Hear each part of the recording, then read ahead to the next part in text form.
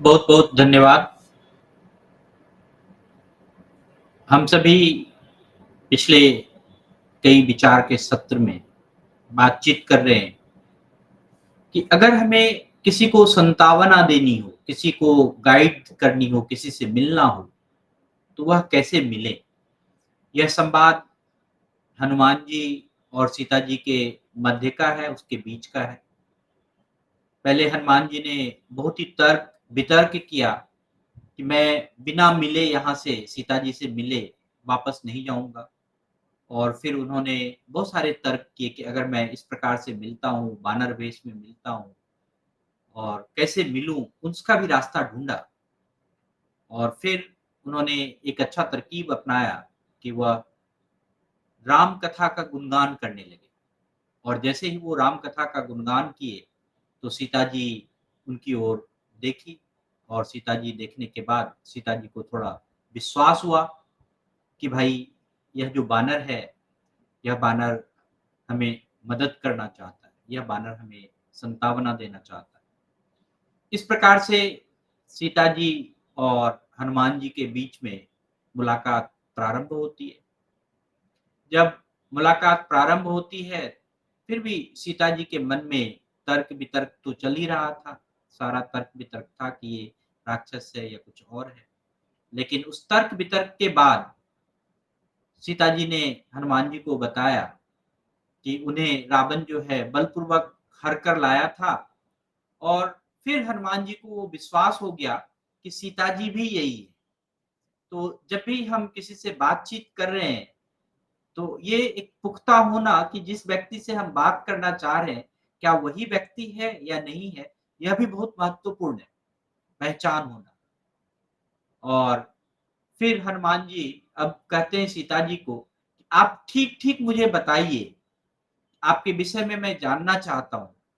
आपके दुःख का कारण, आप पे ये जो दीनता आ गई है, जैसे आपका अलौकिक रूप है, जैसे आप तपस्विनी का वेश धारण किए हुए हैं, निश्चय ही हमें लग रहा है कि आप महारानी रामचंद्र जी की महारानी जान पड़ रही है। तो हनुमान जी को भी ये लगा, हनुमान जी ने भी अपने तरफ से थोड़ा-सा उस बात को दोबारा से जो है कि पुख्ता किया, कि सही में आप हम सीते ही हैं।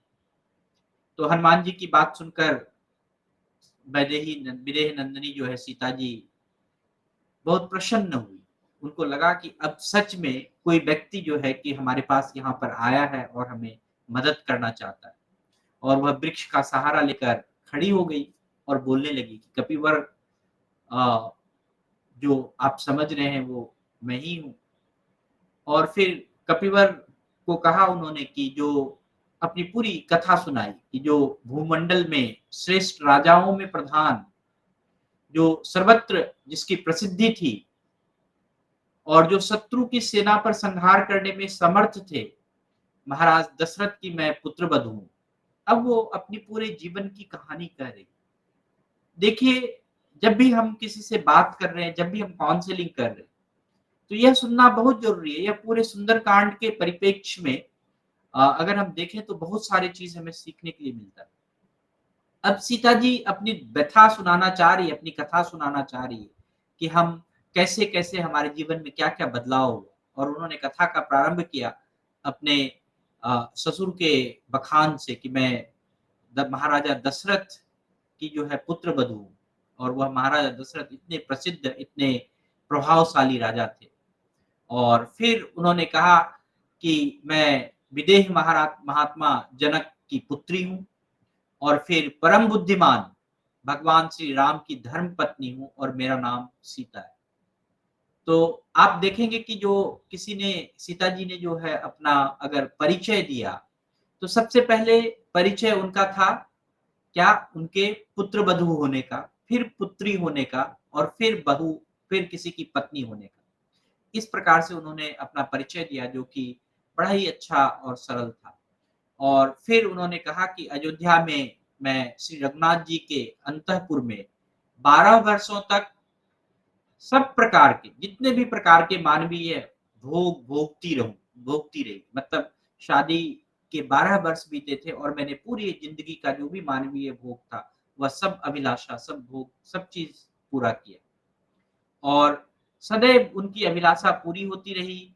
वह 13वें वर्ष में जब शादी के 13 वर्ष हो गए थे, तो उसके बाद महाराजा अ, जो दशरथ थे वो राजगुरु वशिष्ठ के साथ मिलकर इक्ष्वाकु कुलभूषण भगवान श्री राम जी का राज्य अभिषेक करने की तैयारी की। तो और जब श्री रघुनाथ ने अभिषेक के लिए उनके अभिषेक के लिए श्री रघुनाथ जी के अभिषेक के लिए जब महाराज दशरथ जो है कि सभी सामग्री संग्रह कर रहे थे, तो उस समय केकई नाम की जो नाम वाली उनकी भार्या थी, जो उनकी पत्नी थी, वह पति से इस प्रकार से कहा कि अब ना तो मैं जलपान करूँगी, ना प्रतिदिन का भोजन ग्रहण करूँगी। यदि श्री राम का अभिषेक हुआ, तो वह मेरे जीवन का अंत होगा। तो यहाँ पर कोई अगर हम कहें मोस्टली लोग क्या कहता है कि किसी की बुराई करके बातचीत करता, नहीं। यहाँ पर कोई बुराई उन्होंने नहीं किया, उन्होंने कथा सुनाया, सच-सच कथा सुनाया, क्या उसके जीवन में बीती। और फिर उन्होंने कहा कि नृपश्रेष्ठ जो महाराज दशरथ थे वो प्रसन्नता पूर्वक उन्होंने वचन दिया कि यदि असत्य नहीं करना है तो उन्होंने अपने वचन को पालन करना है। तो फिर महाराज दशरथ ने अपनी भार्या केकई से पूछा कि बताओ क्या वचन है? मैं उसको पूरा करने के लिए तैयार हूँ। और महाराज दशरथ सत्यवादी थे।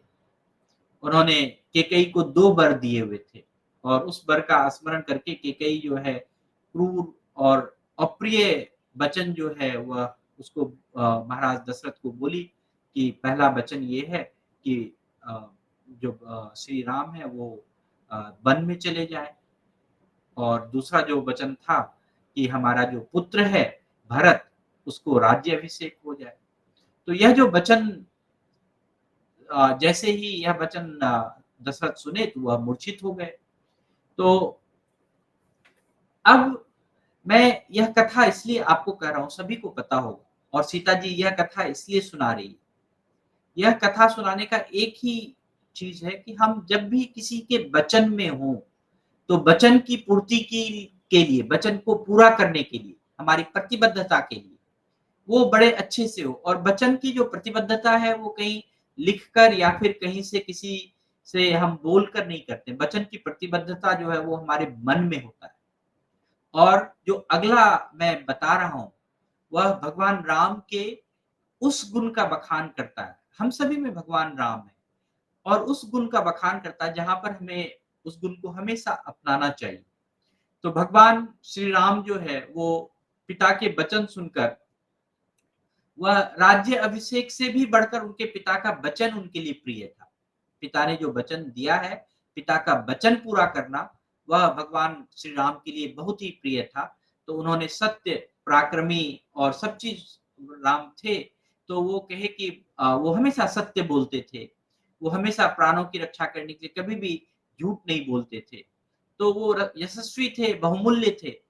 तो उन्होंने पिता के वचन को सुनकर, पिता की व्यथा को सुनकर, उन्होंने सारे अपने जो राजसी वस्त्र थे वो सब उतार दिए और मन से कहीं भी ये जो बहुत ही मैं एक बात कह रहा हूँ, वो वचन को पहले मन से ग्रहण किए कि पिता का जो वचन है उसको मन से पहले अपनाना, फिर उसको वाणी से स्वीकार करना कि हाँ, हम ये करेंगे। तो जब भी जीवन में कोई भी इस प्रकार की बातचीत हो तो पहले हम अगर मन से किसी चीज़ को अपना लें, तो जीवन में वह चीज़ सरल हो जाता है, चाहे वह कठिन कितना क्यों ना हो। सीता जी यह कहना चाह रही हैं कि भगवान राम ने उस चीज़ उनके वचन को मन से स्वीकारा और फिर मन से स्वीकारने के बाद वचन से उन्होंने उसको जो है किया और वह कभी झूठ नहीं बोलते थे। इसलिए उन्होंने मन से राज्य का त्याग करके वह अपने माता के हवाले कर दिया राज्य को और वह फिर वहाँ से आ गए। और किंतु वहाँ पर अब जो है सीता जी फिर से कहती हैं कि मैं तुरंत ही उनके आगे-आगे वन की ओर चल पड़ी और मुझे भी स्वर्ग में रहना अच्छा नहीं लगता है। तो वह कैसे एक किसी के प्रति, चाहे वो पति-पत्नी हो, संबंध के प्रति हम ये कहना चाह रहे हैं, कोई भी संबंध में रहिए, किसी भी संबंध के प्रति जो दृढ़ता है, संबंध के प्रति जो आपका जो मन है, आपका जो वचन है, वह कैसा है, वह यहाँ पर सीता जी हनुमान जी को बता रही हैं कि मैं भी चल पड़ी उनके साथ। और फिर उसके सौहृदय आनंद, सुमित्रा कुमार के महाभाग, लक्ष्मण भी वहाँ से अपने बड़े भाई का अनुसरण करने के लिए उनके साथ पहले तो कुश तथा चीर वस्त्र का धारण करते हुए उनके साथ तैयार हो गए और फिर हम सभी वहाँ से चल पड़े। हम तीनों महाराज स्वामी दशरथ की आज्ञा को लेकर आदर से दृढ़तापूर्वक हम उस व्रत का पालन करते हुए इस सघन वन में प्रवेश किए और जिसे पहले हमने कभी नहीं देखा था। और वहाँ दंडकारण्य में रहते समय उन्हें जो है अमित तेजस्वी भगवान श्री राम की भार्या मुझे जो है को समझकर पूरी तरह से जानकर जो दुरात्मा रावण थे, उन्होंने मुझे हर कर यहाँ पर लाए। तो इस प्रकार से हनुमान जी को पूरा कहानी उन्होंने सुनाया। जब हम पूरी कथा अपनी सुना देते हैं, पूरी बात सुना देते हैं, अनुग्रह सुना देते हैं, तो क्या होता है कि हम मन से हल्का हो जाते हैं। तो यहाँ पर सबसे पहले यही इसीलिए ये कथा हनुमान जी को सीता जी ने सुनाया या सीता हनुमान जी ने सीता जी से यह कथा उनकी पूरी सुनी कि वह मन से जो है कि अपने आप को हल्का समझे और विश्वास समझे कि उनके जीवन का अब जो है बदलाव होने वाला है। तो इसीलिए काउंसलिंग की भी जो अगर हम मॉडर्न युग में देखें तो काउंसलिंग की जो आवश्यकता है वो इसलिए है कि कोई हमारी बात सुने और सुनकर हमारा मन क्या होगा, हल्का हो जाएगा और फिर हम आगे की ओर बताएँगे। फिर सीता ने कहा कि मैं अनुग्रह पूर्वक मैं मेरे जीवन को धारण करने के लिए सिर्फ़ मेरे पास 2 मास की अवधि बचे हैं, 2 महीने की अवधि बचे हैं और वो निश्चित कर ली इसके बाद मैं जो है यहाँ पर मुझे प्राण का त्याग करना पड़ेगा। तो अब जो है हनुमान जी के सामने उन्होंने अपनी जो कठिनाई थी, वो रखा। अब सीता जी का हनुमान जी के प्रति जो संदेह था, उसका तो समाधान हो गया कि यह जो दूत है यह हमारे पास होगा। अब हनुमान जी यह नहीं कहते हैं कि मैं बलशाली हूँ, मैं ही आपके हर दुःख को हर दूँगा। अब हनुमान जी जो है कि यहाँ पर भगवान राम के चरित्र का गुणगान करेंगे कि वह कैसे आपको यहाँ से बचा कर ले जाएँगे। वह भी हम आपको आगे सुनाएँगे कि कैसे हनुमान जी पूरा वह खुद नहीं बताते कि हम हमारे अंदर इतनी शक्ति है। वह अपने स्वामी के बारे में बताते हैं, उनकी जो शक्ति है जिसके कारण हम 2 महीने के अंदर जो है आपको यहाँ से वापस लेकर जाएँगे। तो वह भी कहानी हम आपको बताएँगे। तो आज के लिए इतना ही मैं कहूँगा। बहुत-बहुत धन्यवाद।